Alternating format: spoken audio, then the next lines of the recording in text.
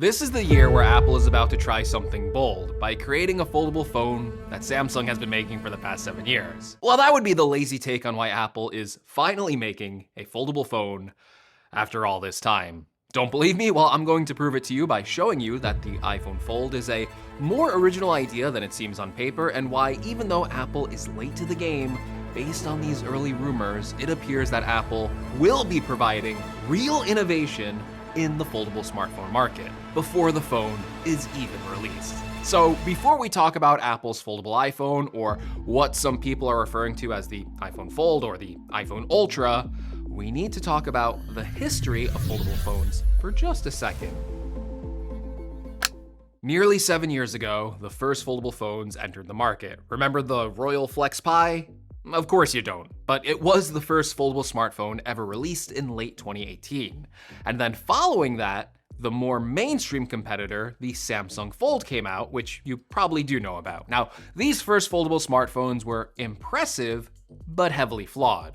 Flawed because they were ultra thick. The Samsung Fold was 17.1 millimeters at its thickest point, which, for reference, is thicker than a 14-inch MacBook Pro.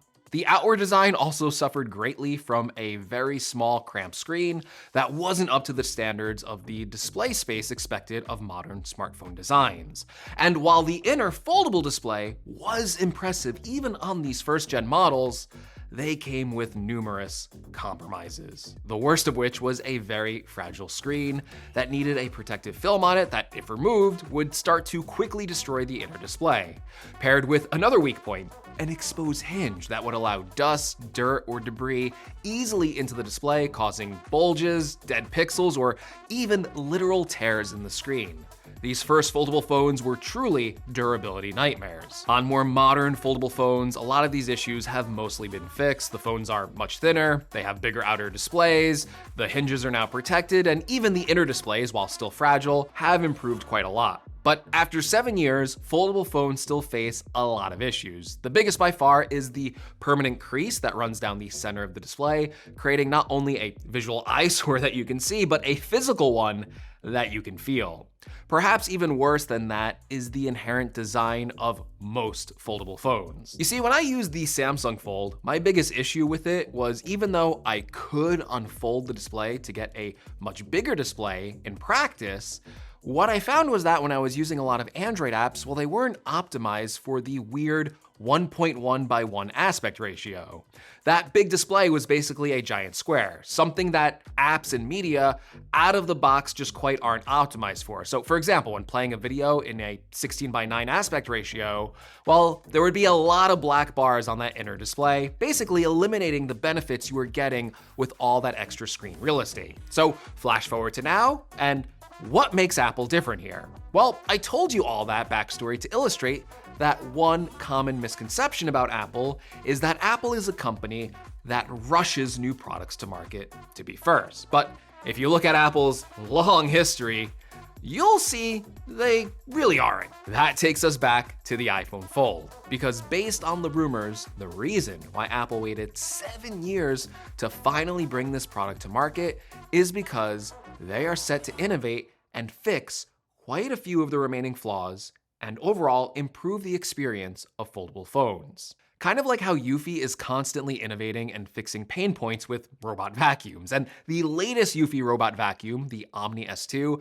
has a lot of innovation, making it the ultimate all-in-one vacuum cleaner that is powerful and also focus on design. And yes, it's beautiful, with a well thought out design that pairs in different titanium metallic hues with a warm brown comforting tone that matches the ambience of your home's interior. Even the top of the S2 has a see-through design with a seamless gradient that shows off the elegant internals, so it looks like a beautiful appliance rather than a vacuum you want to hide away. And this device has been a lifesaver over the holidays because the Yui S2 is the first and only robot vacuum to offer 100 air watts of suction power, performance you could only traditionally get from a handheld vacuum cleaner. That is thanks to the Yui S2's industry-leading multi-cone cyclone technology that lets air pass through multiple cones while the dust and heavy particles spin towards the outer dustbin and only airflow reaches the filter. This provides a deep and long-lasting clean and long-lasting suction power without degrading. And this is great especially for thicker carpets. The Yui S2 can climb 2-inch thick carpets and automatically boost suction power, while also avoiding stubborn points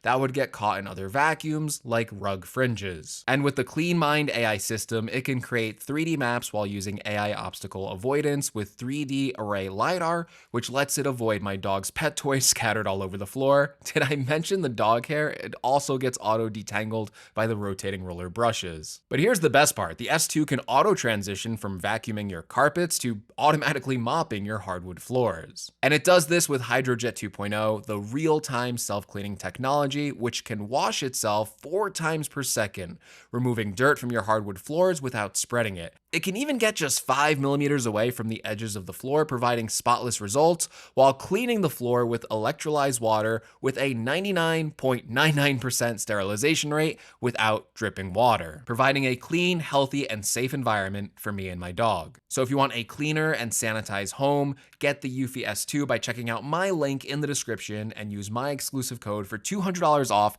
in the next 30 days. And thank you to Yui for sponsoring this video. So what kind of innovation and fixes will Apple bring to foldable smartphones? Well, what better part to start with fixing the design?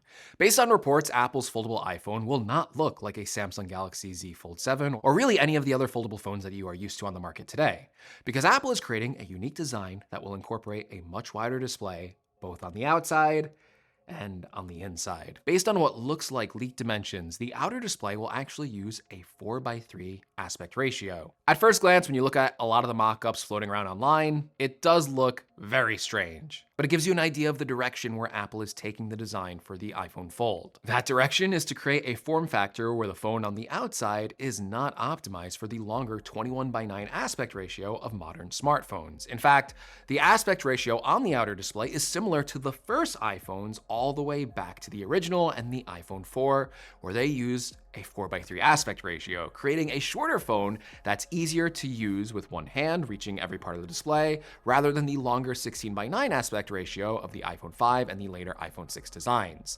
On the outside for the iPhone Fold, that means a shorter, more compact phone. The reason Apple is doing this is because they are optimizing the experience primarily for the unfolded display rather than the folded display. What I mean by that is when the rumored iPhone Fold is unfolded, it will unfold into a bigger 7.6-inch display with, you guessed it, a 4:3 aspect ratio, or the aspect ratio that is already in use with various iPad models. And that is important because it means that Apple won't have to do as much software optimization for the iPhone Fold. From day one, there should be a large selection of iPad apps that are already optimized for the exact screen dimensions, fixing one of the biggest problems with the first Android foldable phones, the lack of properly optimized apps. A wider screen also means less black bars when watching videos or playing games, and it also means a more natural aspect ratio for multitasking. So you could probably fit 2 apps side by side with enough width that they don't just look like super squish smartphone applications.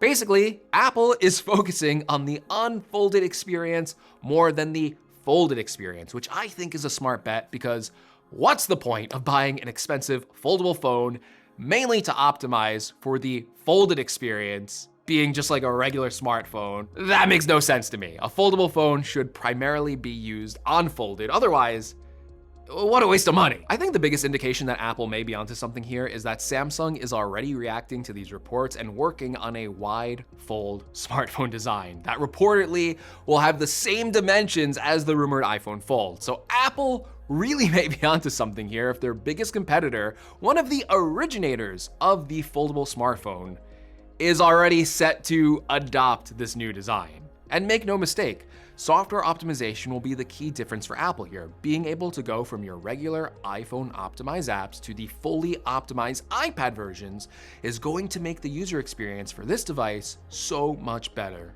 even on day one.